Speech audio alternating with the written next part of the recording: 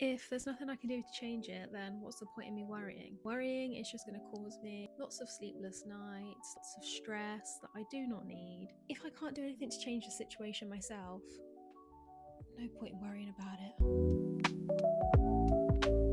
I've spent so many years in my 20s worrying about numerous things that I can't change. If I can't change it, why am I worried? So, something I've been very insecure about my whole life is my pale skin. Don't get me wrong, I do still use self tanner every now and again, but I use it in a much healthier way. Any of you that knew me back when I was in high school will know that I was always bright orange and my hands were orange slash green. I still do get a little bit insecure about it, and this year, for the first time in probably 2 years, I've used a little bit of tanner, and that was because I was going on holiday and I just wanted that sun-kissed glow, but it was ever so slight.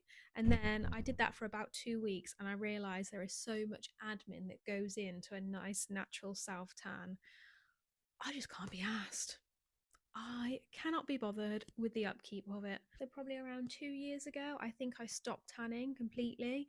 And I thought, no, Lauren, you need to embrace your pale skin and you need to feel pretty without using tanner. The thing that inspired me was girl here posts a lot about embracing your pale skin. She looked absolutely gorgeous. Another thing is when I'm pale and I'm wearing an outfit that's a little bit more revealing, I feel really naked. I know that sounds strange, but I feel super naked. I think since I've had a few tattoos, it's helped me combat that. The tattoos are kind of filling up the stark, bright white skin. It's making me feel a bit more comfortable in myself. However, I'm now accepting that I'm pale. It is what it is. It doesn't matter. The thing I no longer worry about is my career. Content in what I'm doing right now. You don't know, I am an activities coordinator in a care home and I absolutely love my job. I love everyone I work with. We get free food, which is always a bonus. Obviously, I love the residents. Like every day I go into work, it doesn't feel like a job. I'm just going in for a jolly. Rewind to Lauren 5 years ago. I didn't really know what I wanted to do. I had all these big dreams of like working my way to the top. But do I want that? No, I do not want all that responsibility on my shoulders. I want to go into work, have a jolly, earn my money, come home.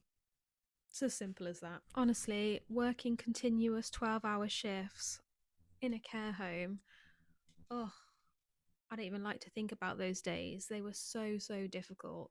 Anyone that does that, massive round of applause to you because it is rough. It is so, so rough. Not just doing day-to-day tasks for people, it's taking on that emotional burden. It takes such an emotional toll on you to work in a care home. Tired, be stressed, have the pressure of knowing you've got X, Y, and Z to do for so many people. Really fucking hard. When I used to do those hours, I would practically just sleep. I thought to myself, what sort of life is this? I'm just going to work, paying my bills, and sleeping.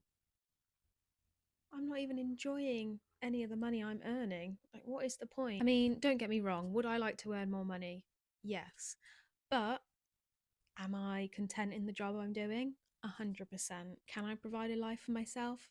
Yes. Although saying that, having social media as a platform to help me earn money has helped me with that balance with work. I'm lucky in that respect that I can work in a care home as an activities coordinator, have a jolly, and not work crazy hours and still be able to afford like a semi decent life for myself. So I'm very, very lucky that I am able to be a content creator. And I'm very grateful for that. And I'm grateful for all the guys that support me. I think we are all so guilty of feeling this way and feeling like we're behind in life.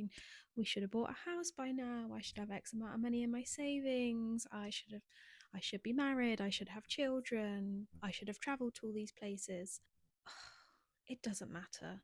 It happens when it happens. It's not the end of the world. I always pictured myself getting married and having children by 25, and how naive was I to be thinking that that's the case. And I am so, so glad that I didn't get married and have children because in my life now where I am genuinely very happy just because I've got my independence. I think that's all I've ever wanted, to feel truly happy. And yes, I am not on the same path as everyone else, married with children, house, blah, blah, blah. But is that what I want right now? No. Will it happen one day? Maybe I would like to have children. I'm not so precious about it happening now in accordance with everyone else's timeline. I've had lots of things that I've needed to work on over the years, and I've been more focused on working on those things and improving my life. Those things that are on people's usual timeline. Of course, I worry a little bit, but it's not the end all be all. I can still live a very happy life without those things checked off my list already. Another thing I used to worry about all the time was people's perception of me. I used to really struggle to make friends, like long term friendships. I think that's just because I was so worried about how I would come across and I was so careful with what I would say to people. I wouldn't want to say the wrong thing. I used to be really, really shy. But since working in a care home, working with people with dementia, I don't know what's happened to me. I just don't care what I say anymore. I say what I like, and if people like me, so be it. If they don't like me, I don't care. Basically, I just don't overthink it anymore when I meet someone. If they become a long term friend, great. If they don't, also fine. It makes me so sad now when I think about how many years I spent worrying about what people think about the way I look. And I'll admit that I used to present a certain way where I thought people would find me attractive, where I thought my boyfriend would find me attractive. Did it feel like me? Absolutely not. Back when I was a teenager, I feel like I was my authentic self. I used to have my hair in such weird ways and wear the most random outfits. And when I got to 17, something just switched in me and I was like, no, I want to be a fit girl. I had my hair dark. I always wore long, dark hair extensions. I'd wear self tanner. I'd wear loads of makeup. I used to get lots of filler in my face. There's nothing wrong with any of this. All you girls that dress like that, you look so fit. However, does that fit my vibe? Absolutely not. Like myself at all. I never genuinely felt pretty because I never felt I could achieve that standard. And now I embrace the pale skin. I wear what I like, do my hair in different wacky hairstyles. I genuinely feel like my authentic self, and I probably feel the prettiest I've ever felt my whole life. I know that's kind of sad to say, considering I'm like 29. Don't get me wrong, I do still worry about things. I'm a massive overthinker. These are just a few things that I've been working on. I personally think I've come a long way in managing my worries. If you'd like to find out how I deal with managing my anxieties and controlling my worries, maybe comment below and I'll let you know in the replies, or I'll do a part 2 and talk about how I manage those. I don't know. I'm not a therapist, so I'm not giving advice for you. I'm just be talking about I manage it personally. Thank you for listening and good night.